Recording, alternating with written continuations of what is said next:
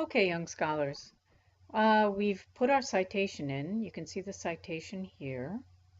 And once your citation is placed into your list of sources, if you just slide across, you can make a new note card here instead of up here.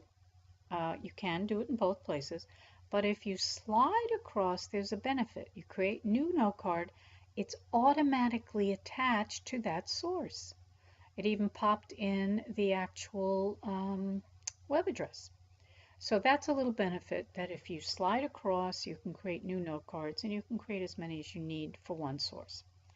Okay, so in this case, I do not put in a title of my note card till I'm finished all three parts here that I find important. So here's where I'm going to type in or cut and paste a quote from my article. Now, I used note-taking as my subject, so I have an article, and I'm going to copy this paragraph. Well, these are several paragraphs, because I'm going to try and paraphrase everything that's in there in a short amount of time. So I'm going to go back and I'm going to pop that in, Control V. Okay. Now, I scanned it very quickly, but what I want to remind you to do is looking at your paragraph or paragraphs, you want to highlight the main idea and the important details. So that's what I want to illustrate for you. It was clear, here it is clear that note-taking had a primary influence. That's my main idea. So I'm going to color it this color and that highlighted it. Okay, that's the highlighter. This is the text tool. This is the highlighter. Okay, and then I'm going to look for some important details. It was important that the person be actively attending to the material by taking notes. So that's an important detail. So I'm going to put that in yellow. And there was one more thing that I thought was important.